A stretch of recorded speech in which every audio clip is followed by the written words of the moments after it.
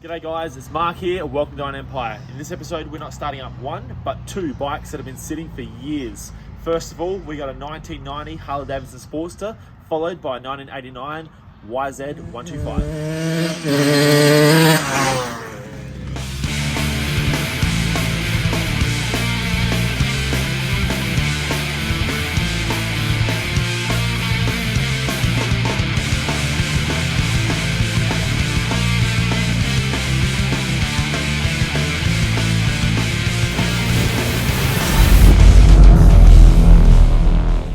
Guys, so another day here at the Iron Empire. Decided that I need to do a bit of a clean up in the shed yet again. I'm constantly trying to evolve and clean this place up. It's just a constant revolution of making a mess, cleaning up, making a mess, cleaning up. And today I thought I'm gonna get these two bikes out of the way. They've been in the way. I've sort of parked them up, I like looking at them, but they're kind of just in the way all the time. So I thought I either gotta find a better spot to park them up where they're not in my way all the time.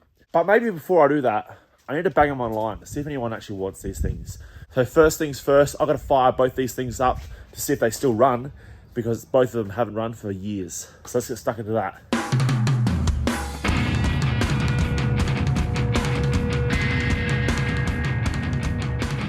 Okay, so first up we've got the Harley. This is factory 1200cc XLS Sportster. XLS, XLT, I can't even remember. It's been that long since I worked on bikes. This thing has been sitting for years. I bought this thing local. It was actually stored down the beach for only 1 year apparently, and this thing went from a clean bike to rusted, corroded. A lot of the metal is showing its age, and that's why I got it cheap. Still runs awesome. All I've done, I think I put the lowered rear progressive shocks in it, and I put the tank from Kyle at Smith's Concepts in Sydney. He painted this up, and I've done a few little things to it, cruised around for a little while. But yeah, I'm not a massive bike guy, so I'm not a massive rider. So although I love building bikes in the day, yeah, probably because I've always had junk bikes, I probably don't really ride as good as the newer ones. But first things first, I'm going to get this thing on charge because the battery's probably knackered. I'm going to pull the tank off, give it a clean out, make sure all the fuel line is ready to rock and roll, and then we'll kick it in the guts and see if she's going to fire. Alright, so one of my biggest flaws is always forgetting to disconnect batteries. And this thing's been sitting for years, so it's more than likely knackered. And I think it wasn't that old when I put it in there. Actually, I think it was new when I put it in there. Hopefully we can save it, because I don't have another one here, and I really want to fire this thing up today so I can advertise it as a running bike. So something a lot of my viewers might not know, I've actually mentioned it on the channel before, that the Iron Empire actually started as a motorbike building business, I guess. I was building a lot of Harleys and often, learner approved bikes as well as little customs, and just on selling them, sort of enjoying them or so for a little while, and then I'd on sell them and sort of do another one. This one is one that I bought and never got around to it. But once in a while I do get the bug to sort of do something, so that's why I thought, at least now is a kick up the arse to get things done. All right, now while that battery is charging, I'll get this tank off, as I said. You'll see how easy these things are. Like, I worked on similar era bikes, say a Yamaha. The fuel line, there's like 10 fuel lines. It's like spaghetti under there, and all these different regulators and bloody breathers and shut-off valves and all sorts of stuff. This bike, it's like an old dirt bike. Literally I'm pretty sure it's got one breather and one line straight into the carby. It's so basic.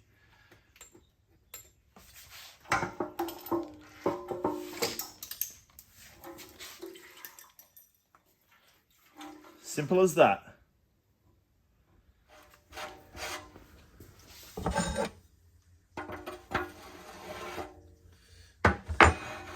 Okay, so while that battery charges, I thought I'd get this tank checked. A good thing I did. Look at that. Crusties. All right, we'll rinse this out with some fresh fuel, get the tap back in it, throw it back on. I've got about half a litre of petrol in here just to flush it all out, and it's sort of coming out relatively clean anyway, so with that tap all cleaned up and the filter all clean, we should be all right.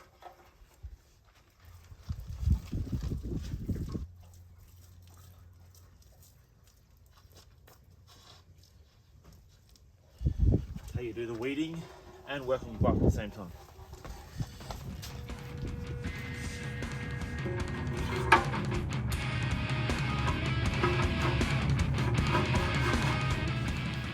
Alright, so this tank's actually missing a couple of rubbers.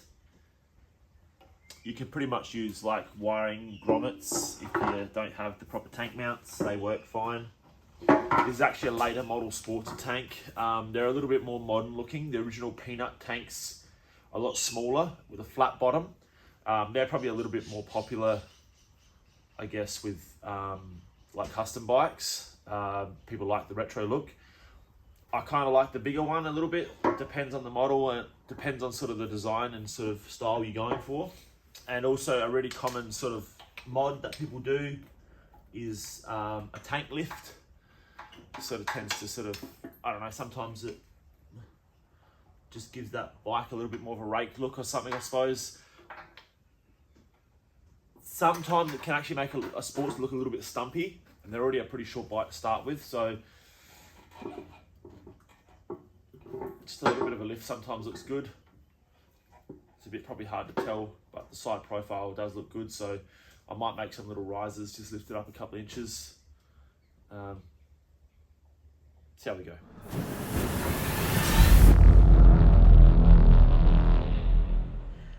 Alrighty, now while we're waiting for the battery to charge for the Sportster, I thought I'd get stuck into this YZ.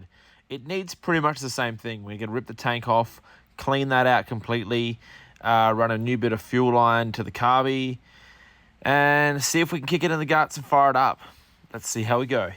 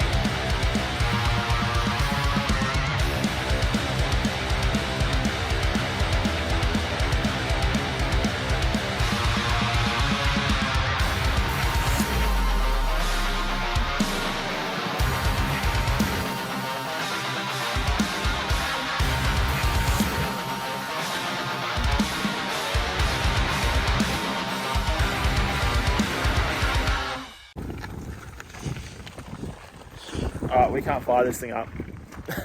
So we're going to try and tow it. Sometimes that can work, if not, I don't know, we'll dig deeper. But it's got spark, it's got fuel, questionable compression. Now tow me behind the mower, see what happens.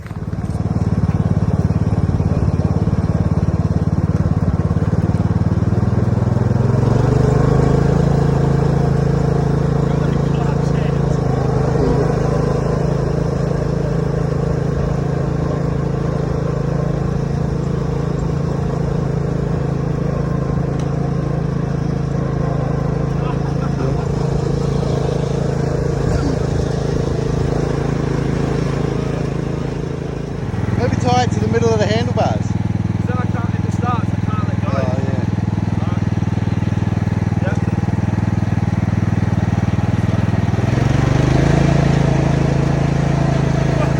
It's so hard.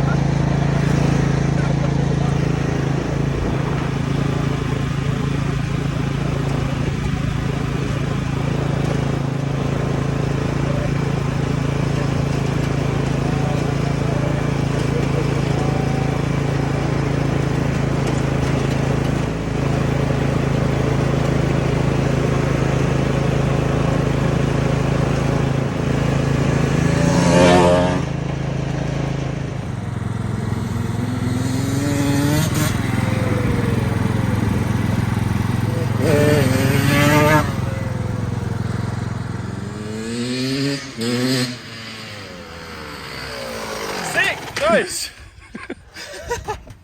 I burnt my leg on the exhaust already. Straight away.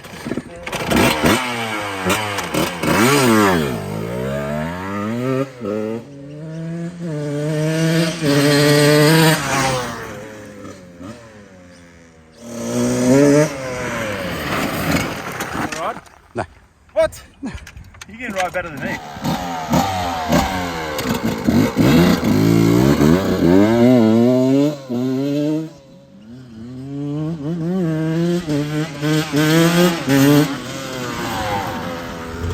Of course he had to show me up straight away, the wanker.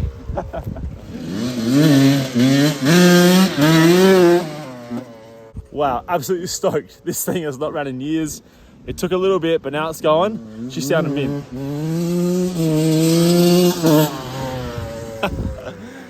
It does need a new piston and ring. The compression is very down, but she runs, sounds crisp. That's all we need for now.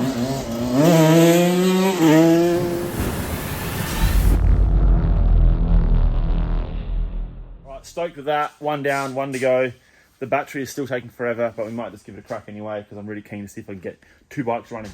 I'm gonna take some photos of that and advertise it now.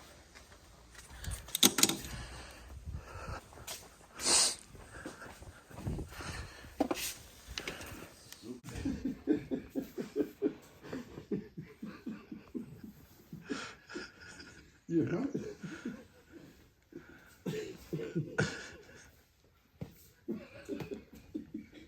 It's too heavy.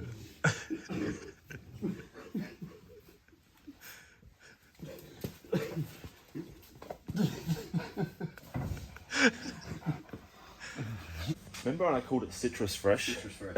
I named this bike Citrus Fresh, obviously because of the orange tank. And it had orange walls on it. I never got around to putting the rear one on. That was a ball tyre. I will do that if I keep it this colour. Just topped up the oil. The battery, which is questionable, is in there. Did I put fuel in it?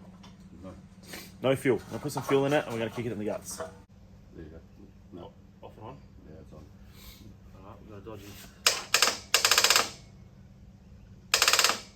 Dang. Although this battery looks pretty dead as well. Couple of handy old leads. For me just to run it. Alright, Judge, you're going to be running away now. Stay out. Of course it won't. No, I don't want to wait.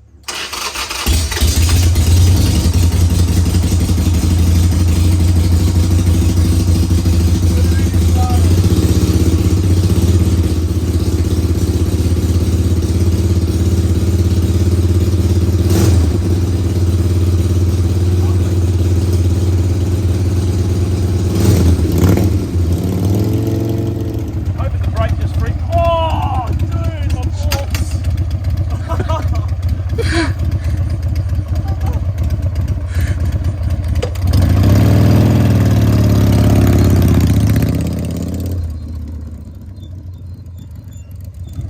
Dude, that got me drooling.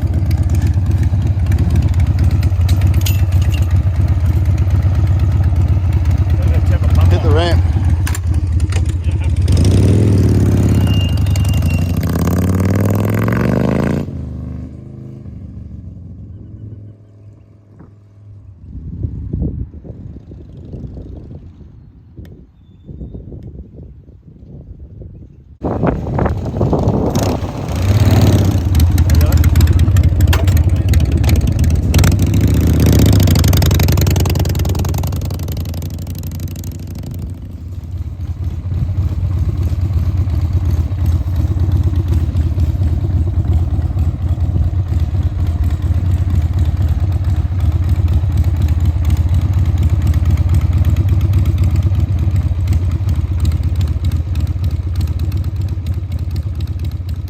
Now I'd call that a pretty successful morning.